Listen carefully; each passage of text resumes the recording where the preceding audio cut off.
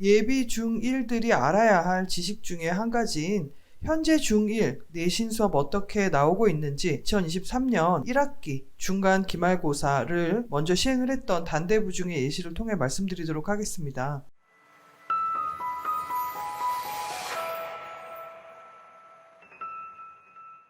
안녕하세요. 저는 글로벌관 교수부원장 전수경입니다.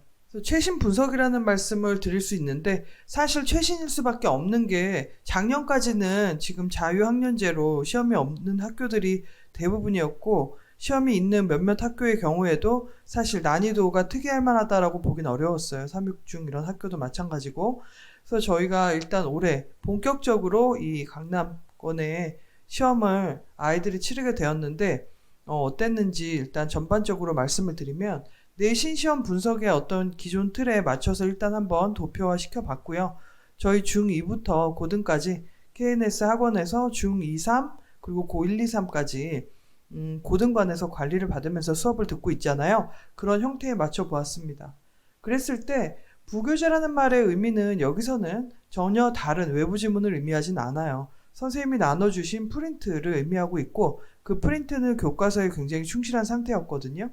그래서 이렇게 시험 문제들이 나왔고 서술형이라 그러죠. 아주 간략한 서술형 답변까지 함께 포함되어 있었는데 매번 느끼는 거지만 학교 영어책을 받아들면 정말 쉽다 이렇게 생각을 해요. 아이들이 학교나 학원에서 그 전에 공부했던 학원에서 이전에 배웠던 리딩이라든지 어휘에 비하면 훨씬 단순하거나 쉽게 느껴질 수 있는데 사실 시험 문제를 풀 때는 이것들을 정확하게 답으로 끌어내는 적용 능력이 조금 많이 요구되기 때문에 그 적응에도 훈련이 필요합니다. 또한 저희 지금 오늘 설명에 와주신 부모님들께서 우리 학생의 학습에 있어서 앞으로 이제 자사고나 전사고 그리고 외고를 준비함에 있어서 조금 아쉬운 부분, 미리 채웠으면 하는 부분 중에 독해 이야기도 많이 있었고요.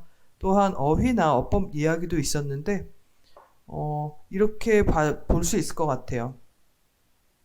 내신 시험과 관련 연계해서 일단 말씀드리면 알고 있는 것을 정확히 문제의 형태에 맞게 적용해야 원하는 만큼의 점수가 나오는데요.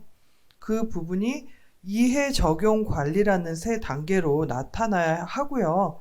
이 과정에서 시험은 한 번밖에 못 보니까 학교 시험은 시험 보기 전에 이해했는지에 대한 확인과 응용, 적용 문제의 연습을 꾸준히 해줘야 돼요.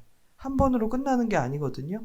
근데 이제 제가 어학으로서 먼저 영어를 받아들이기 시작한 어린 학생들을 보면 학생이기 이전에 어학을 수용하는 수용자로서 굉장히 유연한 태도들을 잘 가지고 있고 영어를 정말 잘 하거든요.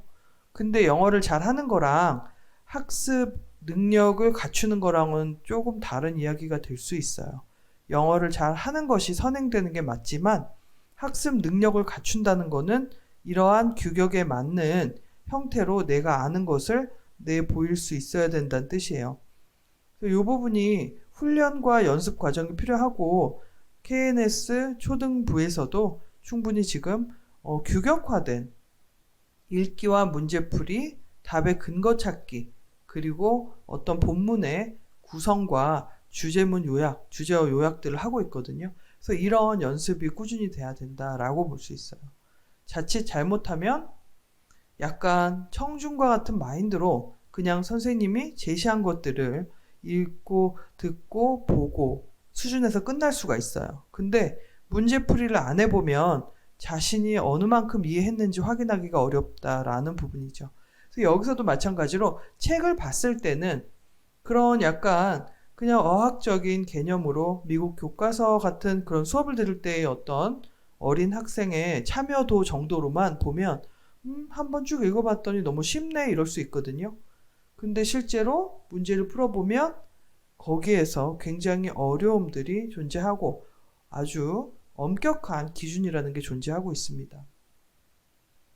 문법과 영작이 굉장히 높은 비중을 차지하는데 여기서 말하는 문법이란 한국식 문법을 의미하기도 하고요.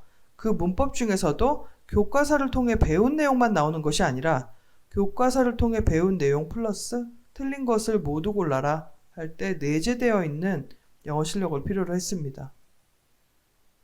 이 시험을 봤던 단대부중이라는 학교만 혹시 그러면 좀 의외로 까다로운 학교가 아니었을까? 이렇게 예상할 수는 없고요. 그 흐름은 사실 지난 3년간의 중2, 3의 학교 영어 시험 난이도가 상향 평준화되는 과정을 보면 알 수 있어요. 그건 강남권뿐만이 아니라 당연히 서초도 들어가고 송파, 용산구까지도 다 포함되고 있는 것 같아요. 보면 학교 시험 범위 내에서 어떤 문제가 나왔을 때 이미 가르쳐 주었던 해당 문법과 관련된 것만 물어보는 것이 아니라 틀린 문장을 모두 골라라 같은 것들을 통해서 여기서도 이제 곧 나올 건데 내가 어떤 셀 수 있는 명사와 없는 명사, 그래서 그에 따른 관사에 대해서 알고 있는지, 혹은 그에 따른 어떤 수량, 형용사에 대해 알고 있는지까지도 같이 포함되어 있어요. 어법상 옳은 것은 이렇게 나왔는데 좀 전에 말씀드린 대로 2번을 한번 잘 안 보이실 수 있기 때문에 제가 말로 해볼게요. They do their homeworks after school 했는데 homeworks라는 것은 가능하지 않습니다. homework는 셀 수 없는 명사이기 때문이에요. 근데 이걸 학교 수업에서 배웠을까? 사실은 이 homework란 단어가 이 본문에 나오지 않았습니다. 그래서 이것은 어찌 보면 내재된 영어 실력, 평소에 어법이나 어휘를 얼마나 알고 있는지, 그리고 문법을 정확히 알고 있는지를 보는 문제였기 때문에 상당히 의미가 있는 하나의 발견인 것 같아요. 그래서 아이들이 학교에서 지정된 교과서 수준 이상의 교육을 받고 있다는 게 어찌 보면 문제가 어려워지는 이유이기도 하거든요. 다 너무 잘해요.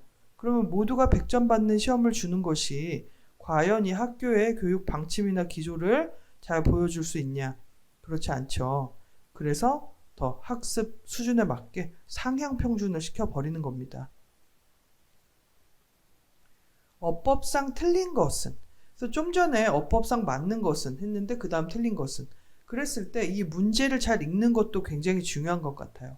문제를 읽을 때 맞는 거 틀린 거 이런 거 잘 안 읽고 이렇게 빠르게 고르는 경우 굉장히 많고, 영어 실력과 관계없이 이런 실수들은 항상 일어납니다. 그래서 그 부분을 방지하기 위해 연습 문제라는 것도 있고, 모두 골라라 같은 문제도 마찬가지예요. 3개까지는 찾았는데 4개를 못 찾아서 틀리는 경우도 있겠죠. 그래서 개수를 나타내는 그런 경우도 있습니다. 그래서 항상 가장 높은 단계라고 할 수 있죠. 저희 정규반에서 외고 전사고, IB 외고 전사고 수업하면서 아이들 만나보면 정말 명석하고 영어에 대한 훈련 정말 잘 돼 있지만 보면 이제 아주 어이없는 실수를 할 때가 있어요. 근데 그럴 때 어떤 스펠링 실수라든지 혹은 특히 동사의 과거 형태나 분사 형태에서 착각을 한다든지 이런 경우는 은근히 비일비재하게 일어납니다. 그래서 그런 것들부터 하나씩 잡아가는 것이, 넓게 봤을 때는 토플 기준으로 했을 때 리딩에서 내용에 대한 파악이 잘 돼서 문제를 잘 풀고 있는지 확인하는 거랑 같은 맥락 안에 있는 것 같아요.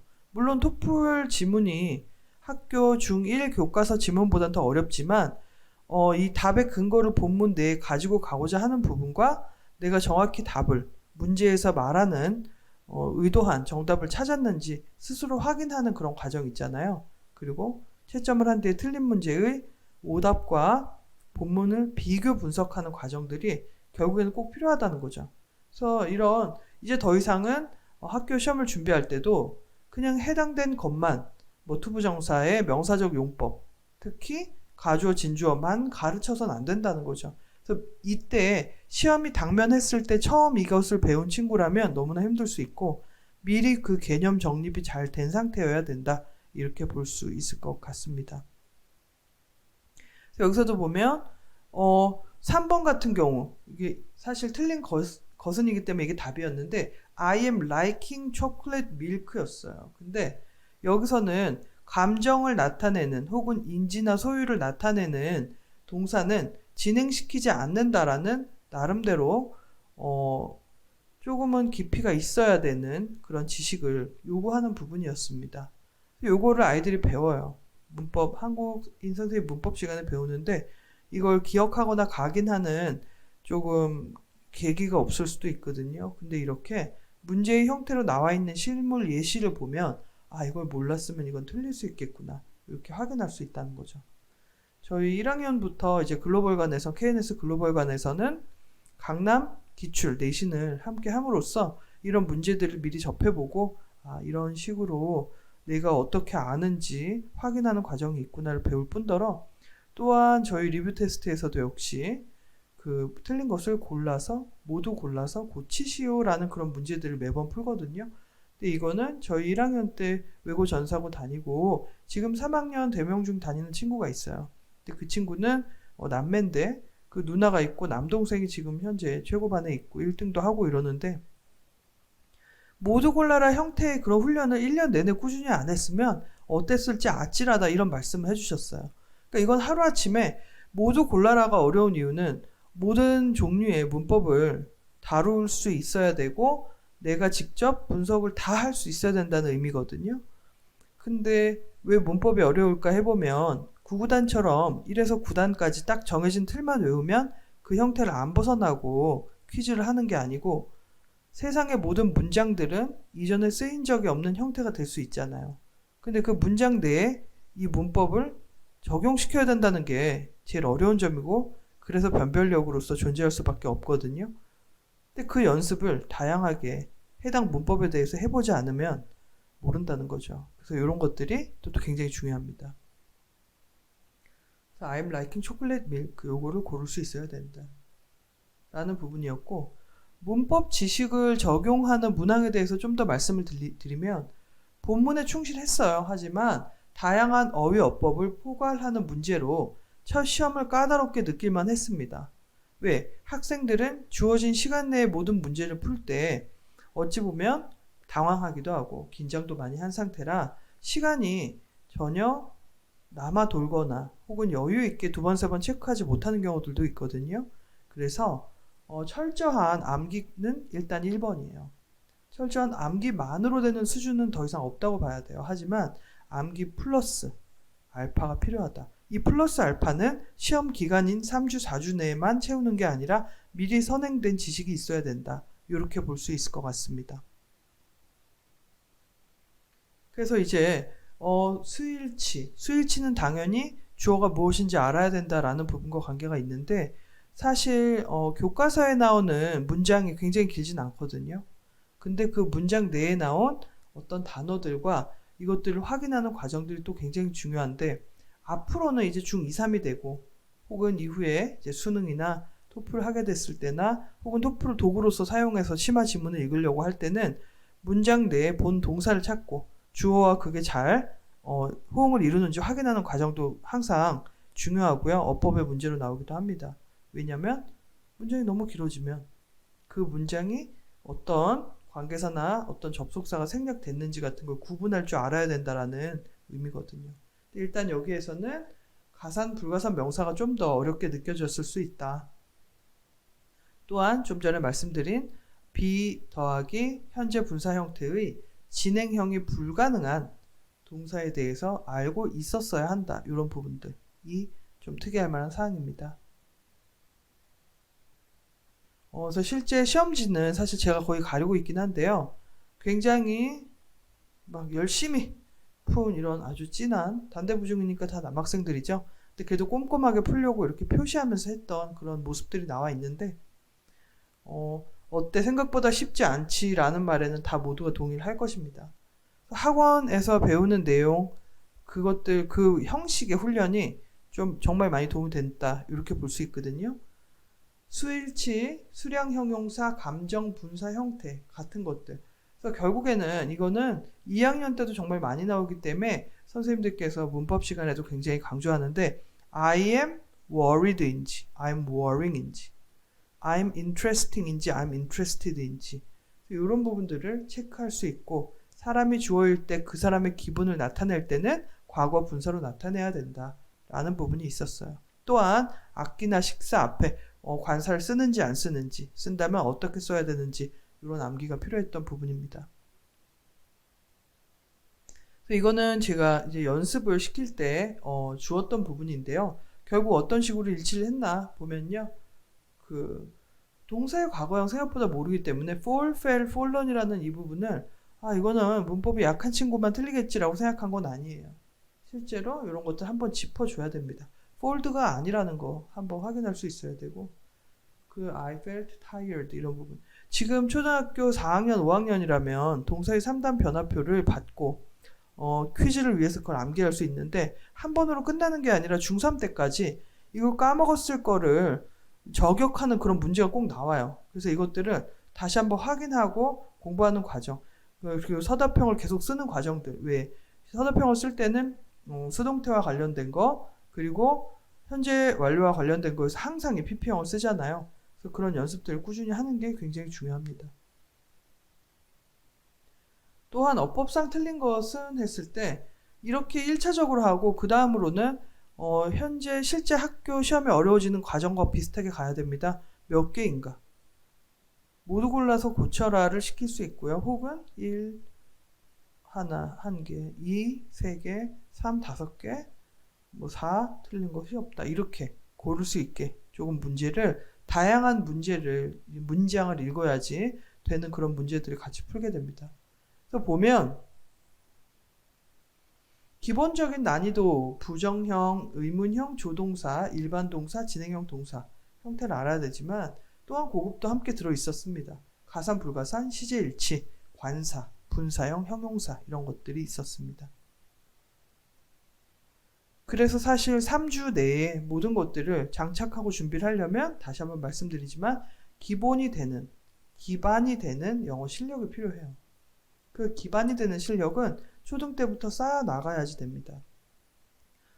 일전에 원장님께서 문법에 대해서 이런 비유를 쓰신 적이 있는데 한번 하얀 종이 위에 까만색 글씨로 써놓듯이 하는 것이 아니라 까만 바탕에서 모르는 것들을 지우개로 지워나가는 것과 비슷한 과정이다. 이렇게 말씀하셨는데요.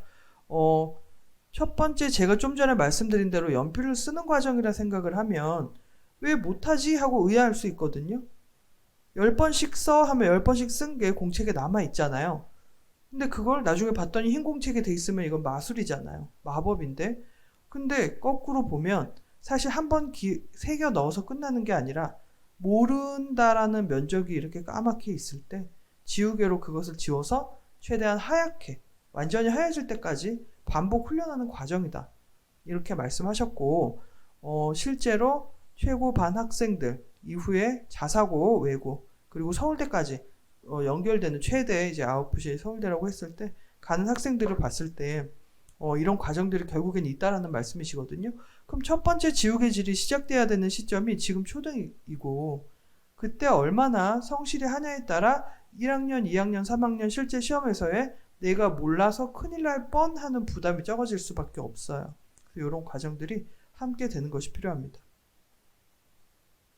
내용상 들어가야 되는 어떤 평범한 단어들입니다. 근데 평범이란 말은 아주 특이하진 않다는 얘기인데 이 단어들이 같은 것이어야 되는 것들을 지금 포함하고 있는데 그 단어가 꼭 명사가 아닐 수 있겠죠. 결국에는 동사의 형태일 수 있고 질문을 만드는 형태일 수도 있고요. 그래서 여기에 무엇이 들어가는 게 맞냐 확인하는 과정들, 어법과 어휘가 다 들어있다. 암기는 일단 기본이고요. 영영 풀이가 틀린 것은 그러니까 영어 단어를 주지 않고 빈칸만 주고 풀이랑 짝지어서 짝지을 수 없는 거 찾는 것도 굉장히 많이 나오거든요.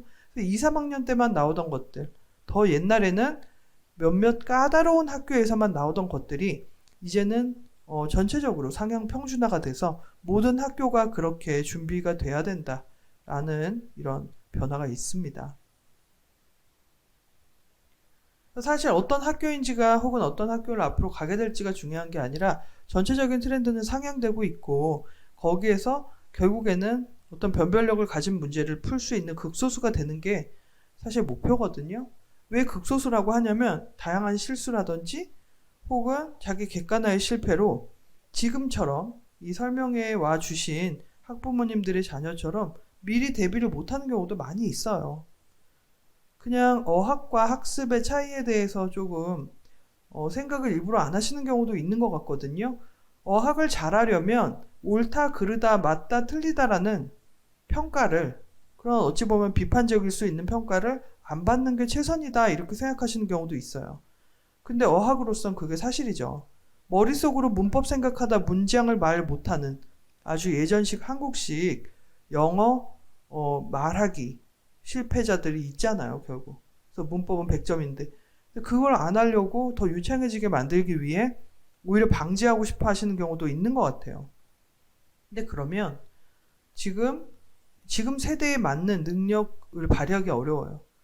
영어 말만, 그것도 아주 정해진 틀 안에서 나의 어떤 작은 경험상 내에 있는 대화만이 유창하게 가능한 게 중요한 게 아니고, 사실 모든 것에 선행 학습의 개념이 있잖아요. 이런 지식 기반 사회에. 그래서 아이들도 보면 정말 유수의 어떤 명문장이나 책들도 많이 읽기 시작하잖아요. 뭐 과학이나 사회에 관련된 것도 있고. 근데 그랬을 때 그걸 읽고 토론할 수 있는 정도의 영어 실력을 장착하기 위해서는 맞다 틀리다 식의 어떤 어휘라든지 문장, 어떤 훈련과 피드백이 필요합니다. 실제로도 사실 어법을, 글을 잘 쓰기 위한 문법을 결국 배우게 되는 시점이라는 게 미국 학생들한테도 있죠. 원어민한테도. 그리고 스펠링 비를 한다든지 단어 적절히 쓰기에 대한 훈련 요구가 이제 시작되는 시점이 있어요. 뭐 초등학교 4학년 때부터다, 뭐 중학교 2학년 때부터다, 3학년 때부터다 했을 때 가장 의미를 잘 통하게 하는 글을 쓰게 하는 것, 거기에서는 단어에 대한 학습과 어법에 대한 학습이 필요해요. 그래서 결국 그 과정을 거쳤을 때 그럼 문장 하나를 잘 쓰게 되는 거랑 물론 에세이를 잘 쓰게 되는 거 사이에 또 간격이 있기 때문에 규격화를 하고 구성을 시키고가 있어야 되지만 에세이 수업 하나만으로는 안 되겠죠. 많은 좋은 글들을 읽어야 사실 구성에 대한 것이 각인이 될 수 있거든요. 나중에 전사고를 가려고 해도 마찬가지입니다. 좋은 글을 읽고 그 안에 있는 객관식의 문제들을 풀 수 있는 첫 번째 단계를 함께 해서 클로즈 리딩을 한 뒤에 그 다음에 그거에 대한 주관식의 답변. 근데 정해진 답변은 있죠. 이 단락의 주제는 무엇인가? 그 주제, 그 다음 단계. 그 주제에 대해 내가 내 경험에 비추어 느끼는 점을 써봐라 할 수 있는 거거든요. 그게 좀 거창하게 말하면 자사고에서 말하는 아주 유연하고 창의적인 인재를 기르는 학교에서 원하는 배운 것을 실제 적용하는 과정이 될 거예요. 그래서 그런 것들을 하나하나 단계별로 연습을 하자면 결국 이 단계, 이 단추라는 게 끼워진 상태로 와야 된다. 문법이라는 정해진 법칙을 무시하거나 외면하는 게 아니라 이건 너무 한국식이야. 말이나 글 쓸 때 사실은 필요 없어가 아니라 더 넓은 의미에서 바탕을 깔아주고 그 다음 단계로 가야 가장 높은 단계 고급 영어를 할 수 있다. 이렇게 볼 수 있습니다. 그래서 한글 해설 보고 문단 쓰기도 약간 거의 반은 영작이나 가까운 것인데 다양한 영작을 하는 것보다 더 여기서는 중요한 게 그 조건에 맞는 거예요. 7단어로 써라 라는 그런 주관식 문제가 중간고사에도 굉장히 많이 나왔고 7단어로 쓰면서 본문에서 원하는 핵심을 포함시켜야 되는데 그걸 어긴 경우에는 점수를 받을 수가 없습니다. 고득점 전략이란 결국 정의를 숙지해야 되는데 사실은 이후에 이제 고등학교 중 2, 3 고등 갔을 때 정의 내린 정의 지문을 다 주고 외워서 하라는 의미는 아닐 수 있어요. 즉 영영 사전 읽기처럼 내가 알고 있는 단어에 대해 내가 한 번도 본 적이 없는 영영 정의랑 맞춰야 되는 경우가 나오거든요. 그랬을 때 뭐 그래서 약간 저희 학원에서 또 이제 휘문을 대표적으로 해주시는 김진호 부장님 같은 경우에도 그런 말씀하셨는데 이게 어느 사전에 정의가 주로 나오는지는 경험, 그동안 가르쳤던 나의 경험에 의거해서 난 알고 있다. 학생들한테 그런 부분 귀뜸하고 공부시킬 수 있다. 근데 사실 뭐 대원외고 같은 경우에도 토플 지문이 나오는데 토플 지문에 연관 지문이 다 전혀 새로운 걸 주고 시험날 당일날 처음 보는 지문이거든요. 근데 그게 브리테니커 인사이클로피디아에서 나왔던 적이 있다. 이런 걸 물론 말해줄 수 있지만 그 말의 의미가 인사이클로피디아를 다 읽어봐라가 아니에요. 한 번 나왔으면 한 번 출처 소스가 나오고 나면 똑같은 걸 안 쓸 수 있어요. 다만 거기서 의미하는 게 뭐냐. 그 요구하는 수준이라는 걸 미리 파악하고 그 정도 단계를 미리 어떤 지문을 새로이 줘도 같은 과정에서의 문제를 출제자의 의도를 파악할 수 있는지 보는 거기 때문에 내재된 실력이 중요하다고 볼 수 있어요. 개방형 문제라는 게 결국 모두 골라라. 틀린 것의 개수는 7번째 단어는 이런 부분이라 무조건 주관식이 객관식보다 어렵겠지가 아니라 객관식이 어려워지는 과정입니다. 한 단계 높은 차원의 문법 대비가 필요하다. 중학교 1학년 땐 이것이 나오겠지? 라는 예상, 책에서 말하는 어떤 주요 문법 플러스 알파가 필요하다. 그것이 너무나 자명합니다. 문제 적용력, 학습 관리력을 장착해야 된다. 사실 이 부분을 잘 하기 위해서는 기초부터 하나씩 해 나가는 것이 맞겠죠. 특수 문법만 잔뜩, 예를 들면 자주 안 나오는 문법만 잔뜩 가르쳐 준다고 머리에 들어가지 않습니다. 아까 말씀드린 까만 종이를 지워 나가는 것처럼 그 면적이 처음부터 시작이 따닥 돼야지 하나의 그림이 나오는 거예요. 이런 과정들이 중요할 것 같습니다. 그래서 사실 어머님들께서 학생들의 공부에 대해서 여러 가지 목마름이 있으시겠지만 그 중에서도 왜 우리 친구가 어떤 규격에 맞춰서 할 줄 모를까 이런 부분을 좀 걱정하시는 경우가 있잖아요. 근데 이제 제가 봤을 때는 그 훈련에 도입된 적이 없기 때문일 수 있어요. 아까 말씀드린 대로 맞다 틀리다를 병행했을 때 위축될까봐 혹은 흥미를 잃을까봐 이런 부분이 있는데 실제 가장 큰 흥미를 살리기는 성취감인 것 같아요. 그러니까 말을 잘하는 거, 생활어로서 언어를 잘 구사하는 거의 성취감은 굉장히 한정적이에요. 뭐 겨우 억지로 짜내도 야, 너 영어 잘한다 이거예요. 근데 영어를 아주 몇 년을 배웠고 그걸 통해서 이제 원어민 선생님 시간에도 즐겁게 했겠죠. 이제 저학년 때나 뭐 리딩 클럽 이런 걸 했을 때.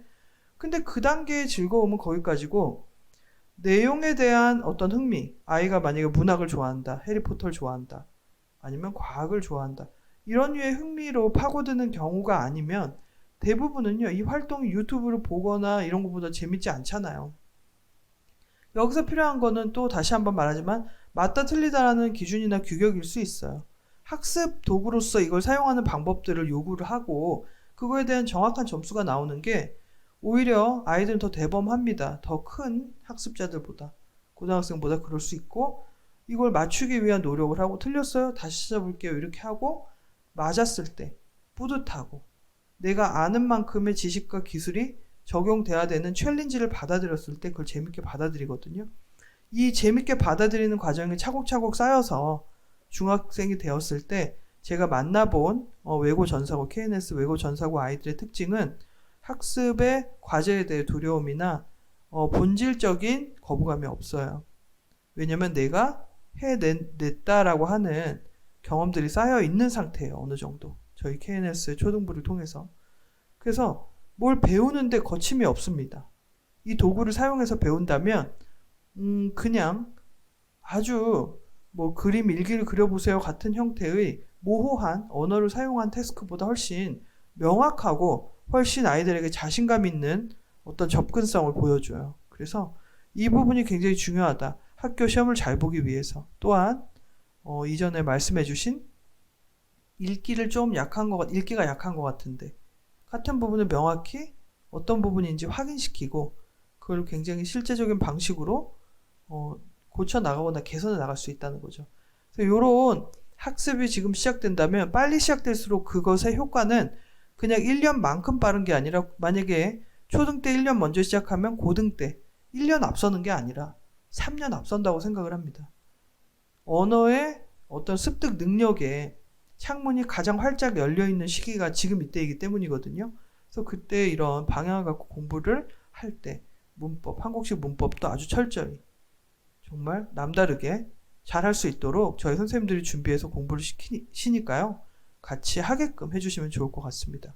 그래서 지금 이제 저희 KNS 초등부의 교육 프로그램과 어떤 필요한 것들을 전달해주는 이런 시스템, 학습 시스템에 대해서 저희 서하신 교수부장님께서 말씀해 주시겠습니다. 네, KNS 어학원 초등부 교수부장 서하신 선생님입니다.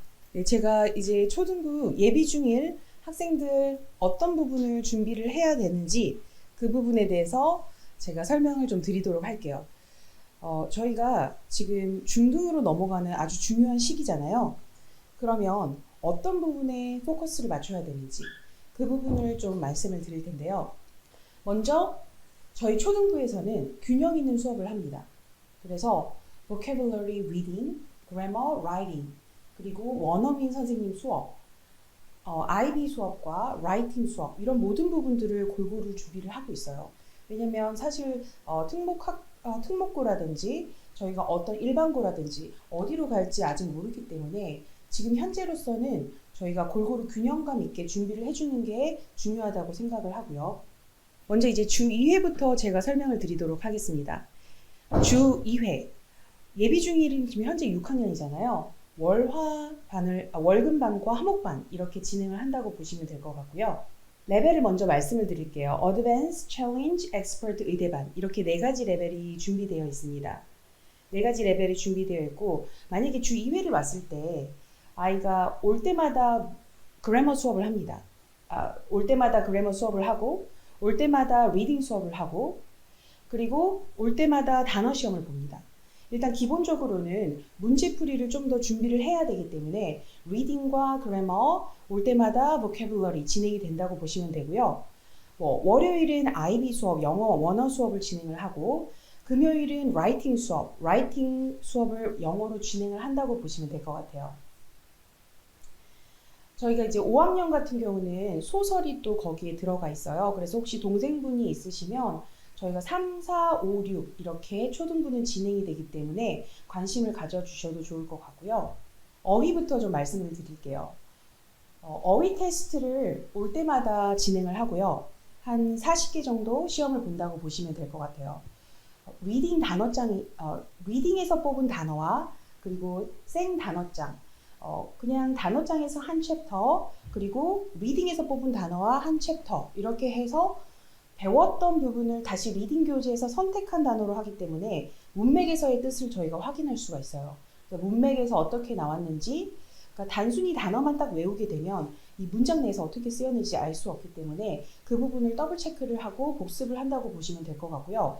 그러면 이 생 단어장은 한 번 읽고 끝나느냐? 그건 아니고요. 저희가 또 복습 테스트를 거쳐서 총복습을 합니다. 총복습을 하기 때문에 아이들이 다시 한번 또 공부를 하는 거죠. 저희가 이번에 심층 독해 수업 해가지고요. 토플이 교재예요. 토플 교재로 진행을 하는데 저는 이제 토플로 아이들 초등 때는 하는 게 좋다고 생각을 해요. 왜냐하면 일단 배경 지식이나 어휘나 문제풀이 유형이 웬만한 리딩에서 나오는 문제들은 다 가지고 있기 때문에 상당히 도움이 된다고 생각을 하고 이번에 이제 가을 학기에서는 주제별로 모았어요. 저희가 Natural Science라든지 Social Science라든지 아니면 Humanities라든지 인문학, 사회과학, 그리고 자연과학 이렇게 분야별로 좀 나눠서 그 주제별로 좀 다룰 수 있게끔 쌤별로 주제 넓고 깊이 있는 이해를 할 수 있게끔 적용을 했고요.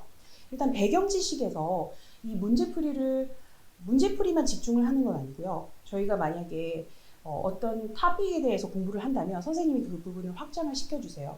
그럼 이걸 공부를 해본 학생과 안 해본 학생은 완전히 달라요. 제가 처음에 이제 책만 리딩 너물만 읽은 학생이 와가지고 영어를 잘 하는 학생이죠. 그런데 이 터플 문제에 대해서는 좀 두려움이 있더라고요.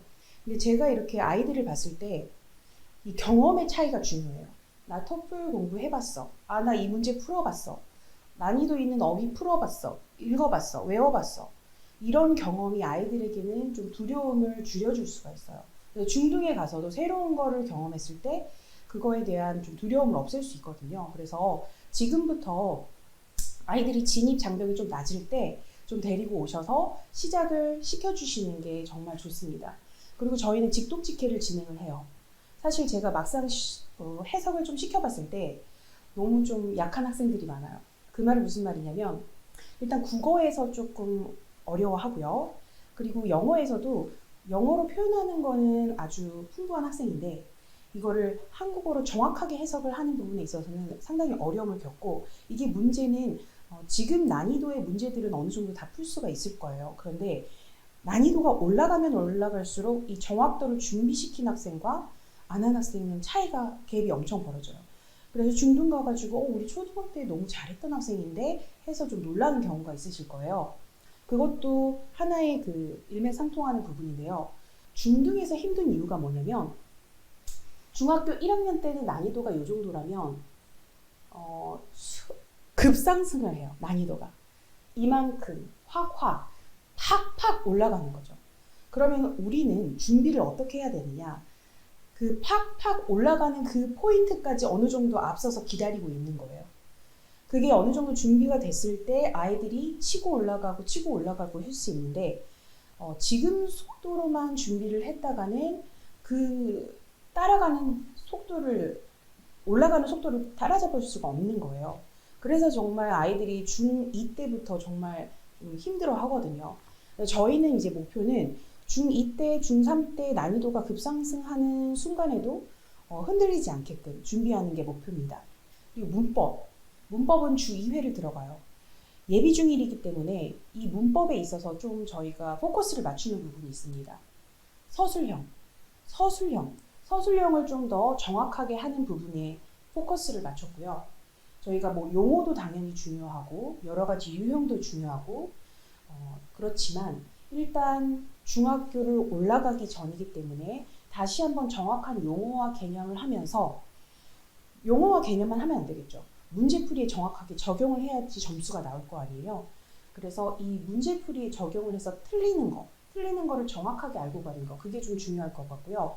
사실 이 문법에서 writing이나 speaking이나 reading이나 기반을 두고 시작하는 거라서 정확도 있게 이것도 틀린 거는 알고 가는 게 중요합니다.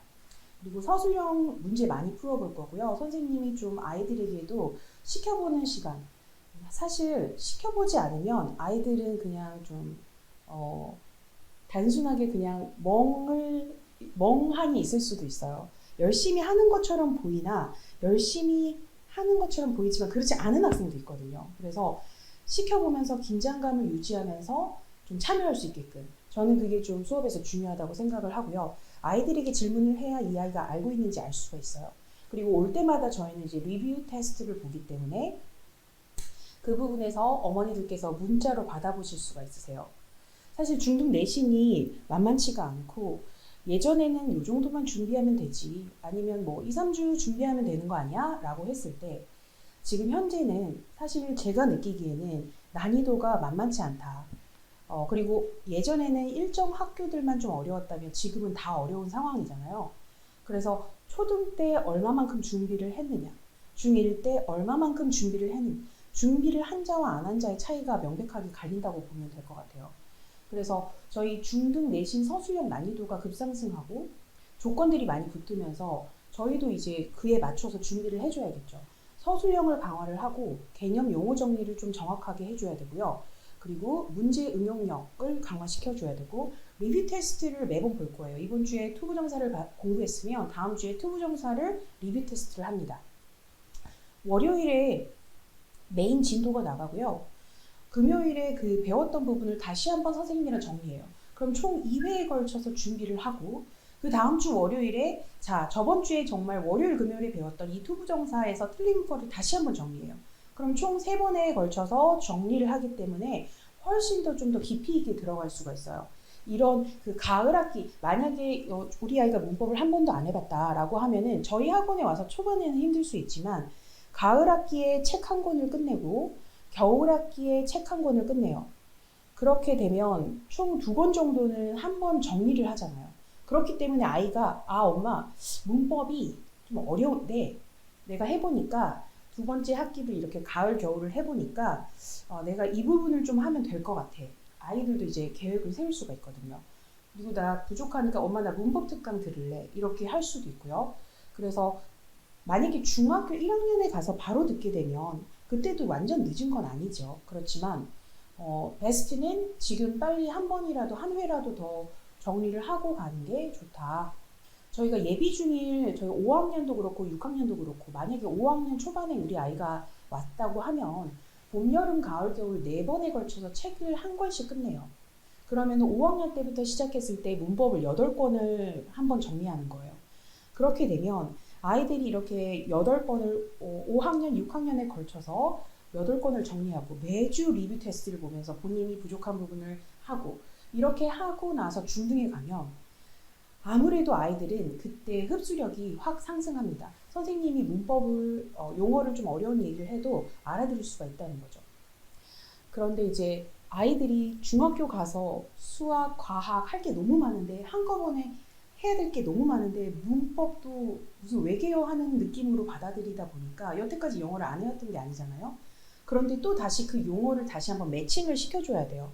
어차피 해야 되거든요. 그렇기 때문에 일단 초등 때부터도 스며들듯이 준비를 시켜주는 게 아이들한테 덜 부담이 된다라고 생각이 들고요. 그리고 만약에 이제 챌린지에서 우리 아이가 봄학기 시작을 했다. 중학교 1학년 레벨 교재, 중등 1학년 정도 보통 시중에 나와 있는 교재에서 레벨 1, 레벨 2, 레벨 3라고 되어 있을 거예요. 그래서 1을 하고 여름 학기도 또 만약에 한 학기를 했다면 중1, 중2를 하게 되고요. 그런데 이제 또 스테이를 했어요. 저희는 이제 봄, 여름, 가을, 겨울 4학기인데요. 3개월마다 파이널 테스트, 레벨 테스트는 시험을 보지만 아이들마다 다 달라요. 속도가 다르기 때문에 3개월 만에 레벨업 하는 학생도 있기는 하지만 보통은 6개월 정도, 뭐 9개월, 12개월 다 다양합니다. 하지만 만약에 또 스테이를 했다라고 하게 되면 중2를 2번 하게 되겠죠.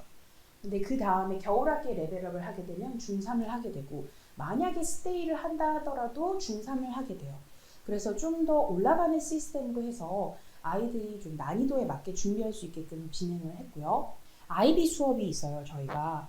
사실 이 IB 수업은 단순하게 문제풀이 하는 그런 수업이 아니라 영어를 논술형으로 논리적으로 사고력이라든지 비판적 사고를 늘려주는 거예요. 제가 이제 이 수업을 영어로 원어 수업으로 아이들이 지금 받고 있잖아요. 제가 이제 물어봤어요. 어떤 게 좋니? 라고 했을 때 좀 어렵긴 한데 내가 좀 더 생각을 해보지 않았던 부분들을 좀 사고를 하게 된다. 그래서 생각을 하게 될 수 있어서 너무 좋았다. 이런 아이들의 평이 있었거든요. 그래서 일단 자기 주도적으로 스스로 탐구하고 토론하고 발표하고 비판적으로 사고하고 그리고 넓게 가서는 내가 앞으로 살아가는 방향에 대해서 가치관을 형성하고 그런 부분에서 저는 이 MIP IB 수업이 정말 너무너무 좋은 기회라고 생각을 하고 사실 IB 수업을 하는 학원이 많지는 않잖아요. 그래서 저희는 이제 실제로 인증을 받은 교재들로 진행을 하기 때문에 정말 좀 자부심을 갖고 수업을 하고 있다고 보시면 될 것 같고요. 와서 그럼 뭘 하느냐. 어떤 토픽에 대해서 뭐 환경 문제다라고 하면은 주제에 대해서 지문이 있어요. 그래서 그것에 대해서 background knowledge를 배경 지식을 좀 쌓고요.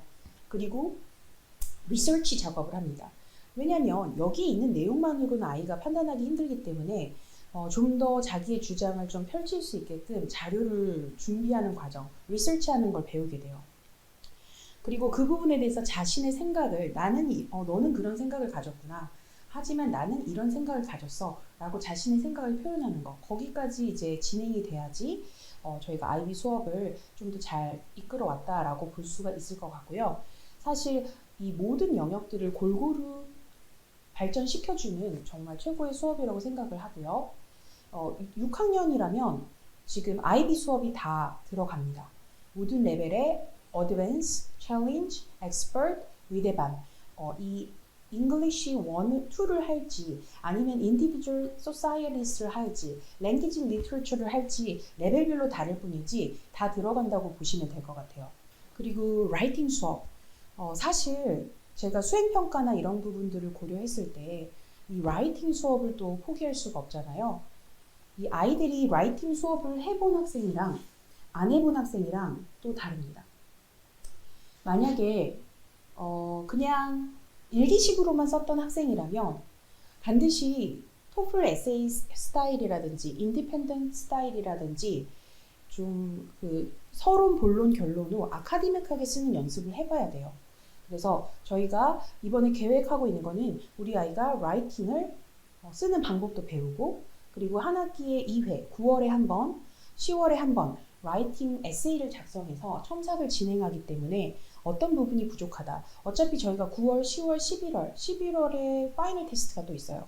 파이널 테스트가 있기 때문에 그때를 또 대비를 해야 되거든요. 그래서 부족한 부분. 저희는 이제 3개월마다 시험을 보기 때문에 저희 내신이 없잖아요. 초등대는. 그러면 저희는 뭘로 이렇게 아이들을 푸시하냐면 3개월 후에 우리가 파이널 테스트가 있다. 레벨 테스트가 있기 때문에 그 부분에서 우리는 어떤 부분을 더 보완을 해야 된다. 그게 목표예요.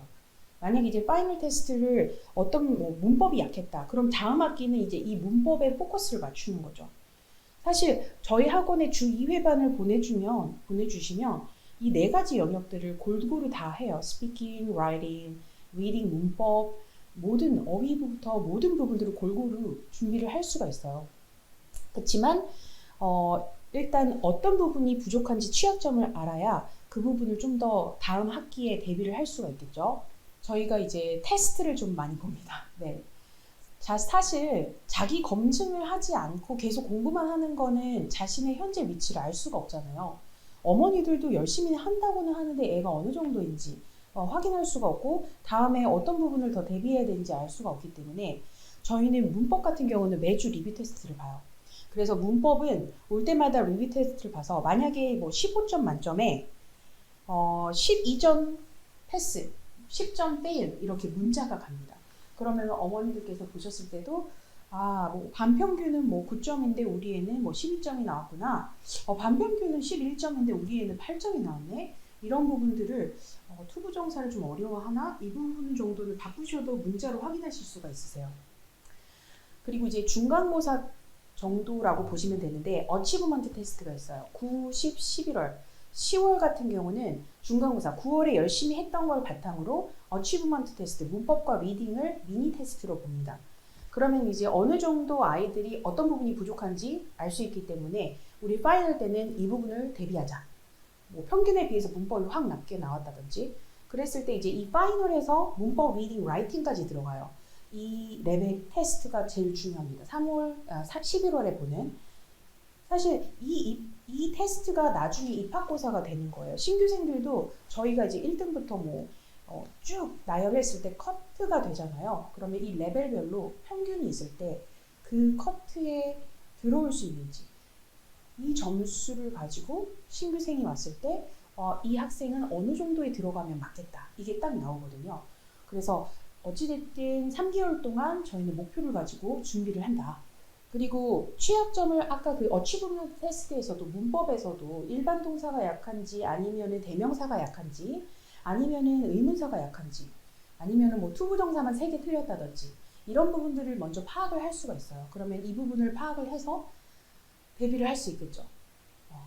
제가 이제 한 번씩 아이들한테 물어보거든요. 너는 뭐가 약한 거 같니? 그러면 선생님 저는 가정법이 어렵고요. 저는 가정법은 맨날 틀려요. 이거를 인지만 할 수 있어도 아이들이 자신의 취약점을 알고 있다는 거거든요.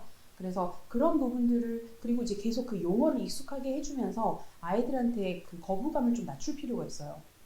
처음에 저희가 이제 영어만 하는 수업에서 저희 학원으로 왔을 때 저희가 사실 영어 수업도 하지만 한국인 선생님 수업을 하잖아요.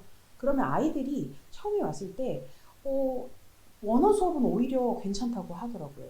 이해 잘 됐어요. 그런데 그 선생님이 문법을 설명하는데 너무 어렵다. 무슨 말인지 모르겠다. 이게 딱 중등 가서 아이들이 받을 그런 그 충격 타격이랑 같거든요. 그래서 지금 이 부분을 좀 자연스럽게 아이들한테 적응할 수 있게끔 저희가 문법만 하는 수업이면 좀 힘들 수 있겠죠. 그런데 저희는 이 문법을 또 리딩에서 또 녹여내고 또 라이팅에서 스피킹에서 녹여내고 이렇게 다 유기적으로 다 연계가 돼 있다고 보시면 될 것 같아서 아이들이 좀 막상 처음에는 옮기기 싫어할 수도 있는데 막상 오면 제일 좀 열심히 공부 좀 한다 하는 학생들은 엄마 좀 재밌어. 엄마 내가 옮기기 잘한 것 같아. 이런 소리를 좀 많이 듣게 돼요. 그리고 초반에는 대신 만약에 이동을 하셨으면 초반 3개월은 좀 지켜봐 주시고 기다려 주셔야 돼요. 왜냐면 아이들이 어떤 학원을 옮긴다고 했을 때는 정말 큰 그게 필요하잖아요. 막상 3개월 동안은 당연히 시스템을 모르기 때문에 적응 기간이 반드시 필요하니까 옆에서 좀 격려가 필요하고요. 그리고 그 선생님이랑 소통을 통해서 좀 더 어떤 부분을 더 보완해주면 좋을지 그 부분을 계속 얘기를 해주시면 좋을 것 같아요. 일단은 3개월 동안은 좀 지켜봐 달라라고 말씀을 드리고 6개월 차 정도 되면 아이가 정말 아이들마다 속도는 다르지만 정말 잘 따라갈 거거든요. 그리고 제가 중등에서 이제 올려보는 학생들을 이렇게 피드백을 받았을 때 확실히 중등, 초등에서 준비한 학생들이 잘 따라온다. 이게 버리는 시간 없이 쭉쭉 따라온다. 이런 얘기를 들었을 때 제일 뿌듯하고 실제로 초등 3, 4학년에서 시작했던 아이가 특목고에 가서도 탑을 유지한다 라는 소리를 들었을 때 진짜 정말 이 방법이 정말 맞구나 라는 생각이 들더라고요. 그리고 저희가 이제 틀린 부분들 문자 같은 경우는 이렇게 리스닝은 숙제가 안 됐습니다. 뭐 리딩은 A, B, C, X 중에서 B점 정도 뭔가 조금 부족했다는 거죠. 그리고 A는 뭐 모든 걸 다 했다. 이렇게 숙제 과제도 나가고요. 그리고 단어 시험은 40점 만점에 몇 점이다. 패스했다. 그리고 리뷰 테스트는 15점 만점에 14점이 패스고 이 반의 평균은 9.8점이다. 이렇게 나와요. 그러면 어머니들도 파악을 아까 말씀드렸듯이 하실 수 있고, 그리고 직독직해는 저희가 리딩에서 5문장씩 뽑아가지고 해석을 시켜요. 실제로 제가 아이들한테 긴 지문 주고 동사 찾아볼래? 하잖아요. 정말 못 찾아요. 진짜 아이들이 그냥 막 짜맞춰가지고 이제 해석이 막 되는 건데 실제로 동사가 뭔지를 잘 못 잡더라고요. 꾸며준 애가 길게 있어도 이걸 잘 못 잡고 걔가 동사라고 생각을 하는 거예요. 그래서 사실 문법에서 배우고 이걸 적용을 시켜주거든요. 우리가 현재 분사를 배우고 여기에서 어떻게 꾸며주는지 배우는 거를 계속 연계를 시키는 거예요. 문법 따로, 뭐 리딩 따로가 아니라 실제로도 학교에서 내신을 봤을 때 요즘에는 문법만 내거나 리딩만 내거나 이런 것보다는 통합형이 많잖아요. 리딩 내에서 문법을 접목시켜서. 그러니까 실제로 이렇게 문법과 리딩을 같이 접목시키는 준비를 지금부터 하는 게 맞다고 생각이 들고요. 그리고 단어는 저희가 핸드북에서 리딩 단어를 다 뽑아놨어요. 그래서 리딩 단어에서 이 단어들을 먼저 외우고 제가 이제 수업 시간에도 리딩 지문을 막 하고 있으면 이 단어 어제 단어 테스트에 나왔어요. 이렇게 얘기를 하면서 어떻게 쓰이는지도 한 번 더 보는 거죠. 그리고 저희가 이제 네이버 밴드 미션이 있어요. 뭐냐면 저희가 네이버 밴드로 숙제 관리, 숙제 업로드라든지 어머니들도 학생이랑 어머니랑 같이 들어오셔서 아이가 어떻게 애는 뭐 숙제를 올린다 학생이 했을 때 어머니도 이 반은 어떻게 진행이 되는구나 이런 부분들을 확인하실 수가 있으십니다. 거기에서 이제 1대1로 어머니께서 여쭤보실 수도 있고요. 그리고 네이버 밴드 미션이 뭐냐면 단어 녹음을 계속 하는 거예요. 만약에 데이 1을 다음 시간에 시험을 본다 그러면 그 한 2분에서 3분 정도 걸리거든요. 뭐 애플 사과 그리고 뭐 grape 포도 이런 식으로 나오는 단어들을 40개면 40개 쭉 읽어주는 거예요. 아이들은 이제 눈으로 단어를 외우거나 몇 번 써보거나 이러는데 읽어보면 또 이게 청각적으로라든지 시각적으로라든지 다 같이 다 들어오는 거라서 어떤 아이들은 선생님 이거 하면 단어가 그냥 잘 외워져요. 이렇게 잘 외워져요 라고 하더라고요. 그리고 실제로 끈기가 필요해요. 저희가 3개월이기 때문에 3개월마다 미션을 주거든요. 70일 완성. 그러면 이거 매일 해야 되거든요. 이거 쉽지 않아요. 그렇지만 애들이 정말 많이 잘 따라오고 있다는 거. 실제로도 도움을 많이 받는다고 피드백을 받았어요. 그리고 만약에 저희가 주 2회 학생인데 만약에 숙제하는 게 조금 힘들다. 혼자 문법 하다가 막힌다. 라고 한다면 저희가 주말 스파르타를 저희가 무료로 진행을 합니다. 약간 클리닉 같은 개념이지만 그 클리닉에서 차이는 뭐냐면 담당 선생님이 상주에 계세요. 그래서 그 선생님께서 만약에 문법을 풀다가 막혔을 때 질문을 했을 때 그것에 대해서 설명을 해줄 수가 있어요. 그러니까 자습의 개념이 아니라 물론 개인적으로 와서 공부를 하는 거지만 중간에 질문이나 체크가 들어갈 수 있다는 부분들이 차이가 있고요. 토요일, 일요일 문법이나 독해, 숙제 이런 부분들을 관리를 하는데 10시 30분, 12시 30분, 2시 30분 이거는 좀 예약 시스템이라서 조금 경쟁이 있습니다. 그래서 먼저 빨리 이제 신청을 하는 게 선착순으로 진행을 한다고 보시면 될 것 같아요. 그리고 초중간에 동기부여 아이들이 이제 초등학생이다 보니까 좀 이런 부분들에 상당히 관심이 많아요. 단어를 패스했을 때 패스 도장을 찍어준다는 부분 이런 부분도 정말 재밌잖아요. 그리고 내가 7개 패스하면 어떤 과자를 받고 뭐 14개를 패스하면 어떤 과자를 받고 그리고 과자에 막 엄청 욕심을 낸다기보다는 클리어하면서 내가 이제 컴플릿 했다는 부분에서 만족감을 또 크게 느끼는 아이들이 있어요. 선생님 저는 과자는 관심 없고요. 저는 이거 다 끝내야 돼요. 약간 이렇게 하는 열심히 하는 학생들이 많습니다. 그리고 어치브먼트 테스트 중간고사급으로 봤잖아요. 문법하고 리딩. 이 부분에서도 레벨별 1등, 2등 이렇게 뽑아가지고 문화상품권이나 치킨 쿠폰 같은 거를 하거든요. 그리고 이름이 이제 적힙니다. 이 이름이 적히면 정말 뿌듯하거든요. 이제 명예의 전당처럼. 그리고 복학킹도 마찬가지예요. 어치브먼트 테스트처럼 복학킹이 단어를 한 300개, 400개 총정리를 해서 외우는 거라서 이게 정말 평상시에 열심히 한 애들, 그리고 막판에 한번 정리해준 아이들이 받거든요. 그래서 이것도 학기에 2번 진행을 해서 문화상품권을 진행을 합니다. 그리고 달러데이는 어린이날이랑 크리스마스, 겨울학기에 또 진행이 될 텐데, 이때 여태까지 해왔던 그런 점수들이 다 합산이 돼서 30점이면 30달러를 받아요. 그걸로 이제 자기가 하고 싶은 걸 사는 거죠. 그래서 상당히 이 부분도 아이들에게 동기부여가 많이 되고 있어요. 자, 그러면 우리 아이는 주 2회가 좀 힘들다. 그러면 주 1회를 올 수밖에 없는 상황이죠. 그런데 주 2회에 했던 그런 프로그램들이 너무 다 좋은 것 같다. 자, 사실 저희가 주 2회에 했던 프로그램을 주 1회로도 그대로 가지고 왔어요. 단 IB 수업은 좀 빠질 수는 있지만 문법, 리딩, 라이팅 이렇게 3가지 영역을 가져왔거든요. 아무래도 3시간이다 보니까. 그래서 수요일 반은 4시에서 7시가 있고요. 토요일 반은 레벨별로 좀 다르긴 하지만 대체적으로 2시에서 5시까지 수업이 있고요. 오후 반, 10시, 오전 10시에서 1시. 그러니까 3시간 수업이라고 보시면 돼요. 1교시, 2교시, 3교시. 레벨별로 좀 다르고 주 2회에 했던 수업을 그대로 가지고 왔다라고 보시면 될 것 같아요.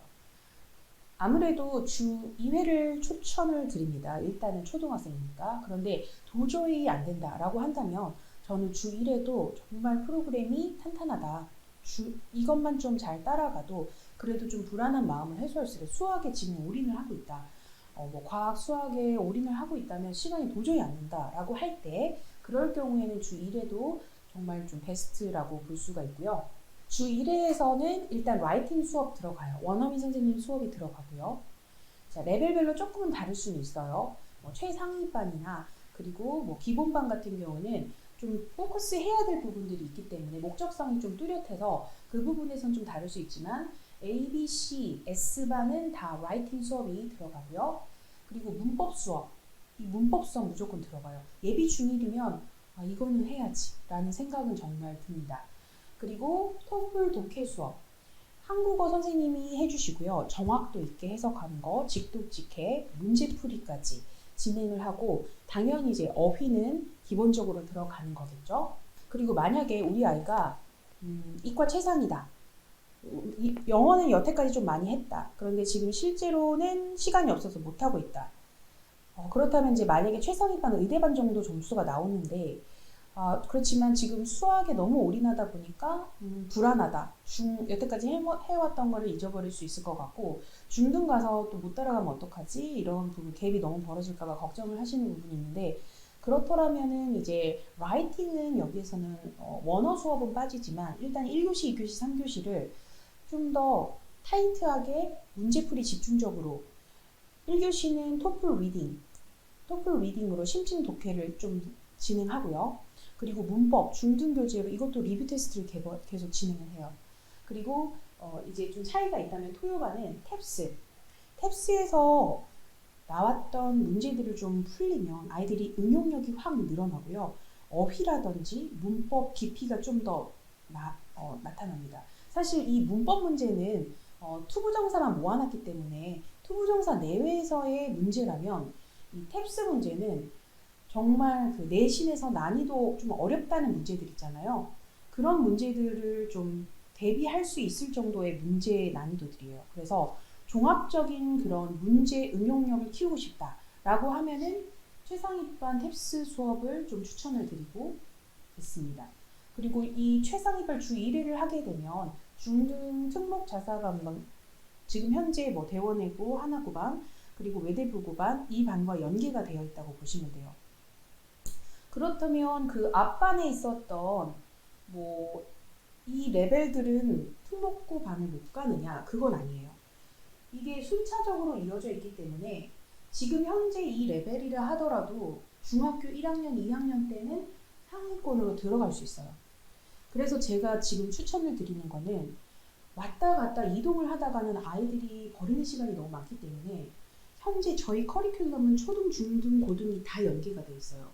그렇기 때문에 이 로드맵대로 따라가면은 그때그때 부족한 부분만 좀 채워주면 되는 거거든요. 그래서 좀 탄탄하게 쌓이는 거예요. 그래서 일단 초등 때는 레벨 생각하지 마시고 그냥 열심히 좀 재미있게 다니면 잘 한다고 응원해 주시고 보내주시면 돼요. 그러다 보면 중학교 1학년, 2학년에 두각을 드러낼 거예요. 최소한 우리 아이가 영어 때문에 너무 힘들다 이런 소리는 안 듣게끔 할 수 있으려면 지금부터 좀 준비하는 자세가 필요해요. 이게 좀 장기전이잖아요. 얼마만큼 준비를 해놨느냐. 저희 학생들이 한 번씩 저한테 이러더라고요. 선생님, 쟤는요, 저 단어를 한 번도 그냥 5분 만에 외운대요. 자, 그렇더라면 진짜 천재가 아닌 이상 그 전에 엄청 했다는 거예요. 그 전에 엄청 했기 때문에 얘가 한 10분 만에도 이게 커버가 되는 거고요. 만약에 10분 만에 커버가 되는데 이게 계속 가면 안 돼요. 그 아이도 그 이상의 단계에서는 부딪히기 때문에 여기에서 계속 밀고 나가야 돼요. 자만하지 않는 게 좀 중요하거든요. 중등 대비하려면.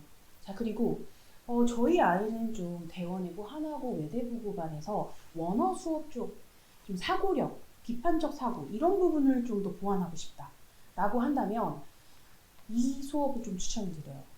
특목 특화반인데요. 이거는 영어로 거의 80, 90%, 100% 수업이 진행이 됩니다. 일단 1시간 반, 1시간 반 수업으로 진행이 되는데요. 1시간 반은 문학, 비문학, 이 수업, 소설 수업이나 이런 부분들을 통해서 디스커션을 하는 수업이에요. 이 책은 사실 애니멀 팜이라는 책도 집에서 읽어볼 수 있죠. 그런데 실제로 이 위의 학교들에서도 한 번씩 선정이 되는 교재들이에요. 그렇게 이 외대부고나 하나고나 대원외고에서 선정되는 그 독서들이 있을 거예요. 도서들이, 책들이. 그걸 읽고 분석을 하는 거예요. 그러면 단순하게 그냥 동물들의 이야기구나 이게 아니라 실제로 뭐 풍자하는 거죠. 이 현실의 사태에 대해서 전체주의, 러시아 혁명, 스탈린과 이 나폴레옹을 비교하면서 이 돼지의 이름이 나폴레옹이잖아요. 지도자가 그걸 어떻게 풍자를 했는지, 시대적 배경은 어떻게 되는지 이런 부분까지 생각해서 너의 생각은 어떻게 될까까지 이어진다고 보시면 되고 실제로 뭔가 융합을 하면서 그 틀을 깨는 수업이라고 보시면 될 것 같아요. 그리고 1시간 반은 이렇게 문학 수업으로 진행이 되고요. 그리고 또 1시간 반은 영어로 또 진행이 되는데 테드 강연을 통해서 듣기 실력을 향상하면서도 테드에서 정말 좋은 내용들이 많잖아요. 거기에서 나오는 표현이라든지 어휘라든지 그리고 핵심 정리라든지 이런 부분들을 좀 진행을 하고 이것과 관련된 또 라이팅, 주제들과 관련된 라이팅을 진행을 해서 1:1 첨삭이 들어갑니다. 그래서 실제로 아이들에게 있어서 정말 좀 추천을 드리는 수업이라고 보시면 될 것 같아요. 그럼 여기까지 진행하도록 하겠습니다. 다음에 또 좋은 설명회로 뵙도록 하겠습니다. 감사합니다.